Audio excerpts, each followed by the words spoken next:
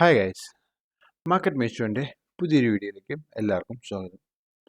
അപ്പോൾ ഞാൻ ഇന്ന് വന്നിരിക്കുന്നത് അടുത്ത ആഴ്ചയിലേക്ക് നിങ്ങൾക്ക് സ്വിംഗ് ട്രേഡിങ്ങിന് കൺസിഡർ ചെയ്യാൻ പറ്റിയ കുറച്ച് സ്റ്റോക്സുമായിട്ടാണ്. ഈ സ്റ്റോക്സ് നിങ്ങളുടെ വാച്ച് ലിസ്റ്റിൽ ഇല്ലെങ്കിൽ നിങ്ങൾക്ക് ഉൾപ്പെടുത്താവുന്നതാണ്. അതുപോലെ തന്നെ നിങ്ങളുടെ ബ്രേക്ക് ഔട്ട് ക്രൈറ്റീരിയ എന്തെങ്കിലും മീറ്റ് ആവുന്നുണ്ട് എന്നുണ്ടെങ്കിൽ നിങ്ങൾക്ക് ഈ സ്റ്റോക്സിൽ ട്രേഡ് എടുക്കാവുന്നതാണ്. ഇതൊരു ബൈ ഓർ സെൽ സജഷൻ അല്ല, പക്ഷേ ജസ്റ്റ് വാച്ച് ലിസ്റ്റ് സ്റ്റോക്സ് ഞാൻ ഷെയർ ചെയ്യുന്ന ഒരു വീഡിയോ മാത്രമായിരിക്കും. Okay, so without any further ado, we can go ahead into the video and the stocks in my watch list. അപ്പോൾ first thing Infosys ആണ്. അപ്പോൾ ഇൻഫോസിസ് നമ്മൾ നോക്കുകയാണെങ്കിൽ ഒരു വലിയൊരു കപ്പ് പാറ്റേൺ ഉണ്ട്. ആ കപ്പിന് ഒരു ഹാൻഡിൽ വന്നിട്ടുണ്ട്. ആ ഹാൻഡിലിന് ബ്രേക്ക് ഔട്ട് വരുന്നുണ്ട്. അതുപോലെ തന്നെ ഓൾ ടൈം ഹൈയിലേക്ക് ഒരു ബ്രേക്ക് ഔട്ട് ആയിട്ട് തരുന്നത്. ഇങ്ങനത്തെ ഓൾ ടൈം ഹൈയിലേക്കുള്ള ബ്രേക്ക് ഔട്ട്സ് വളരെ സ്ട്രോങ് ആയിരിക്കാനാണ് ചാൻസസ് കൂടുതൽ. അതുപോലെ തന്നെ കൂടുതൽ സസ്റ്റെയിൻ ചെയ്യാനും ചാൻസ് ഉണ്ട് മുകളിലേക്ക്. അപ്പോൾ ഇൻഫോസിസ് നിങ്ങൾക്ക് നിങ്ങളുടെ വാച്ച് ലിസ്റ്റിൽ ഉൾപ്പെടുത്താവുന്നതാണ്. അത് കഴിഞ്ഞ് കഴിഞ്ഞാൽ അതുപോലെ തന്നെ വേറൊരു കാര്യം ഇൻഫോസിസിൽ ഞാൻ പറയാനുള്ളത്, കുറേ IT സ്റ്റോക്സ് നിങ്ങൾ നോക്കുകയാണെങ്കിൽ CNX IT അല്ലെങ്കിൽ IT ഇൻഡെക്സ് നിങ്ങൾ ഒന്ന് സ്റ്റഡി ചെയ്യുകയാണെങ്കിൽ മനസ്സിലാവും IT ഇൻഡെക്സ് ഓൾറെഡി സ്ട്രോങ് ആണ്. അപ്പോൾ സെക്ടർ സ്ട്രെങ്ത്തും ഇവിടെ ഉണ്ട്. അപ്പോൾ ഇൻഫോസിസ് വളരെ നല്ലൊരു മൂവ് തരാൻ ചാൻസ് ഉണ്ട് എന്ന് എനിക്ക് തോന്നുന്നു. കാരണം എവറിത്തിങ് ഈസ് അലൈനിങ് ടുഗെദർ അല്ലേ. അടുത്ത ഹെഗ് ആണ്. HEG. ഹെഗ് എന്നാണോ വായിക്കാന്ന് അറിയില്ല, പ്രൊണൗൺസ് ചെയ്യാന്നറിയില്ല. HEG. ഓക്കെ, HEG നിങ്ങളോട് നോക്കുകയാണെങ്കിൽ ഒരു ഡൗൺ ട്രെൻഡിലായിരുന്നു. അതിനുശേഷം സൈഡ് വേസ് മൂവ് വന്നു. അതിനുശേഷം ഈ ഒരു ലെവൽ റെസിസ്റ്റൻസ് ലെവലായിട്ട് കുറേ കാലത്തേക്ക് ആക്ട് ചെയ്യുന്നുണ്ടായിരുന്നു.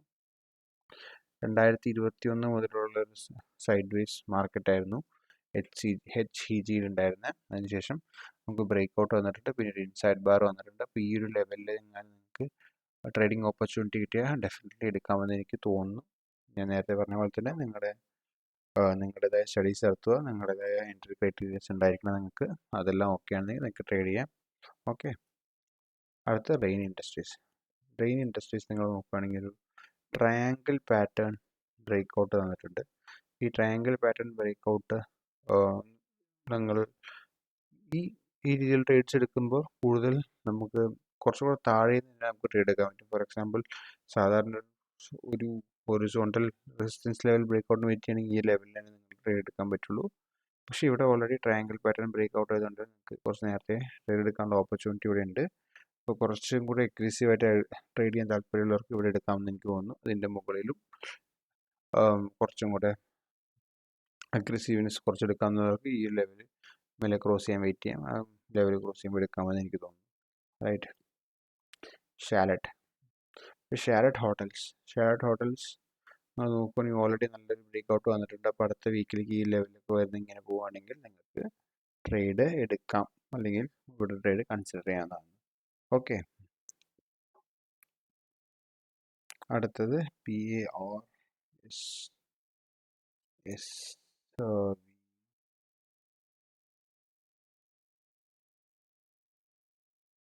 ഓക്കെ, പാർസ്നാഥ് ഇതാണ് പേര്.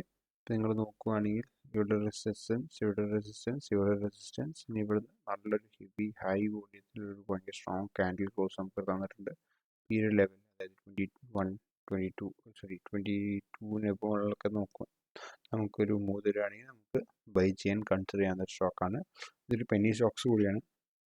അപ്പോൾ ഇതിൽ ലിക്വിഡിറ്റി എന്തുകൊണ്ട് ഞാൻ ചെക്ക് ചെയ്തിട്ടില്ല. അപ്പോൾ അതും കൂടെ നിങ്ങൾ ചെക്ക് ചെയ്തിട്ട് മാത്രമേ നിങ്ങൾ എൻ്റർ ചെയ്യാൻ പാടുള്ളൂ. അതുപോലെ തന്നെ ഇതിപ്പോൾ നിങ്ങൾ എൻ്റർ ചെയ്ത് കഴിഞ്ഞാൽ ലിക്വിഡിറ്റി കുറവുള്ള സ്റ്റോക്കാണെങ്കിൽ എക്സിറ്റ് ചെയ്യാൻ ബുദ്ധിമുട്ടായിരിക്കും. അതുകൊണ്ടാണ് ഞാൻ പറയുന്നത് ലിക്വിഡിറ്റി നിങ്ങളുടെ ക്യാപിറ്റൽ അനുസരിച്ചുള്ള ലിക്വിഡിറ്റി ക്രൈറ്റീരിയ ഇതിനുണ്ടോ എന്ന് നോക്കിയിട്ട് അതിനനുസരിച്ച് നിങ്ങൾ ട്രേഡ് ചെയ്യാൻ ശ്രമിക്കുക. ഓക്കെ, അടുത്ത ഏഞ്ചൽ വൺ ഇവിടെ നോക്കുകയാണെങ്കിൽ വളരെ നല്ല ഒരു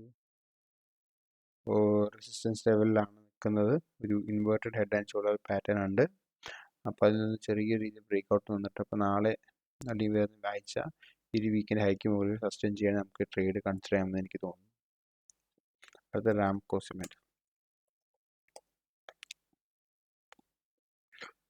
സിമെൻറ്റ് ഇവിടെ നോക്കിയാൽ വളരെ നല്ലൊരു പാറ്റേൺ ആണ്.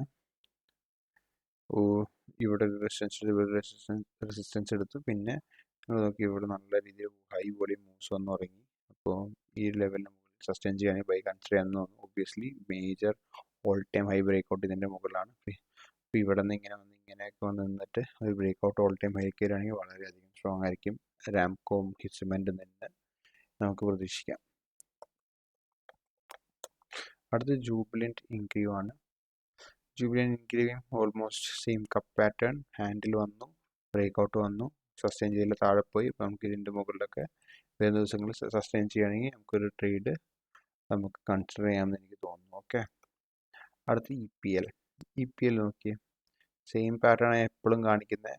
ലൈക്ക് ഒരു എന്തെങ്കിലും ഒരു മോശം ന്യൂസോ കാര്യങ്ങളൊക്കെ വന്നിട്ട് ആ കമ്പനി ഡൗൺ ട്രെൻഡിലൊക്കെ വന്നിട്ട് വേണം പിന്നെ തിരിച്ച് ചെറിയ കൺസോൾട്ടേഷൻ തിരിച്ച് മുകളിലേക്ക് കയറുന്നു. മുകളിലേക്ക് കയറുമ്പോൾ ഹൈ വോളിയം ആക്ഷൻ നമ്മൾ കാണുന്നു.